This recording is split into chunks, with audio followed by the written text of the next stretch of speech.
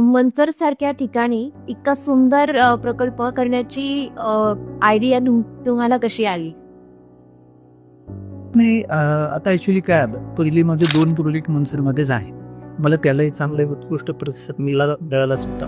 आणि त्यात मला आता सध्या लक्षात आलं की मनसरमध्ये खूप चांगले स्टँडर्ड वर्ग आहे, मार्केट टेस्ट आहे आणि राजकीयदृष्ट्या मनसर हे खूप मोठं गाव आहे. म्हणजे खासदार प्रॉपर इथले आहेत, आमदार दिलीप वळसे साहेब पाटील इथले आहेत, ते ऊर्जा मंत्री होते, त्यांच्याकडं गृह खातं होतं. म्हणजे ह्या दृष्टीने जर विचार केला की मनसर हे पब्लिक चांगलं आहे, स्टँडर्ड आहे, मग बरेचशा प्रमाणात ही लोक पुण्याला जातात, मुंबईला जातात, तिकडे चांगल्या VIP ॲम्युनिटीज असतात. मग तुम्ही विचार केला ही लोक तिकडे जाण्याऐवजी आपण जर मुंबई सारख्या ठिकाणीच ह्या सगळ्या ॲम्युनिटीज दिल्या, चांगलं उत्कृष्ट दर्जाचं काम गेलं, ती लोक बाहेर का जातील, हे मनसरमध्येच घेतील ना.